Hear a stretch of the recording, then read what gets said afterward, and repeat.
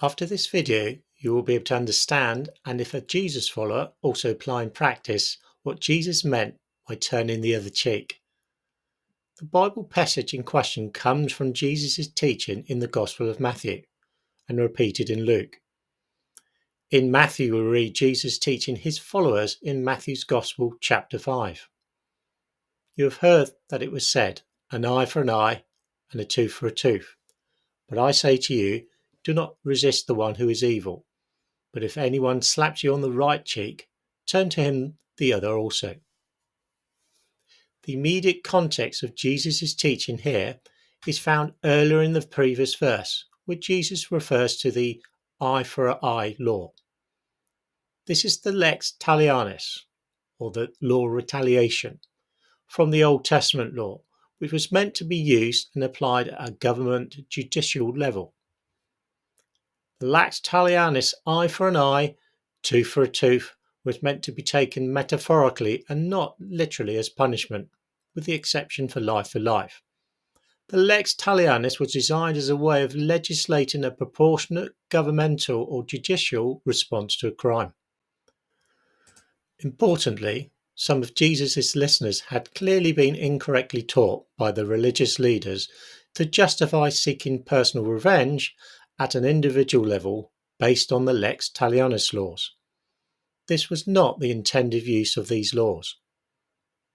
Jesus then goes on to use the slapped cheek analogy. Slapping a cheek then was seen as a personal insult, not an act of violence. Jesus explains that at a personal individual level, that if we are metaphorically or physically slapped on the cheek, in other words, receive a personal insult, we are not to repay this insult with an insult or revenge. This is nothing to do with how to respond to acts of violence or evil. Using the Bible to answer the Bible, we know that slapping on the cheek was a method used to insult another person in the Old Testament. For example, in Job 16 we read, "Men have gaped at me with their mouth. They have struck me insolently on the cheek. They massed themselves together against me." Where, in striking me insolently on the cheek, the word insolently is used to express a rude and disrespectful insult to another person. And similarly, in Lamentations we read, "Let him give his cheek to the one who strikes, and let him be filled with insults." Again, we see this linking of the phrase, "give his cheek to the one who strikes," as a representing of a personal insult, and not an act of violence or evil directed at an individual person. So it's not related to any form of pacifism, against any attack or evil act, or an abandonment of the eye for eye governmental justice rules to legally protect individuals against physical attack or law breaking. So Jesus is stating, do not return an insult to an insult at an individual level, but at the same time not to ignore or neglect violence or evil attacks, but to use the correct governmental judicial process if this is the case. Also, using good mature Bible reading hermeneutics understands more challenging passages alongside other known biblical passages. For example, elsewhere we read that Jesus, after he is arrested, is physically hit on the cheek. Jesus doesn't literally turn his cheek to the slap, but challenges the person as to why he has done this.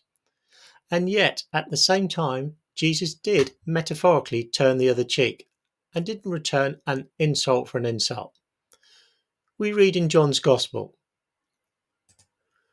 "When he had said these things, one of the officers standing by struck Jesus with his hand, saying, 'Is that how you answer the high priest?' Jesus answered him, 'If what I have said is wrong, bear witness about the wrong. But if what I have said is right, why do you strike me?' But Jesus at the same time turned the other cheek by not returning an insult with another insult or personal vengeance in response to his enemies. We read Peter's testimony of this. When he was reviled, he did not revile in return.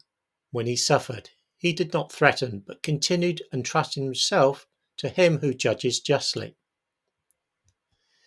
Jesus is not advocating the rejection of judicial justice systems or government intervention for evil, wrongs, or violence, but is correcting the misuse of these legal protection laws in order to seek personal revengeance, at the same time reminding of how one should respond in a one-to-one situation in the context of personally directed insults.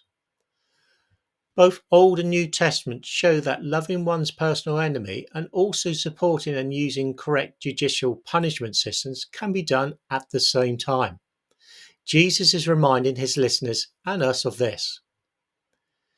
Jesus is reminding his followers, using the Old Testament laws, of how to show unmerited kindness and grace in this personal one-to-one situation. No personal return of insults, repaying evil for evil. At the same time, not to resist evil by evil means, but to use the governmental justice system to punish any acts of evil or violence.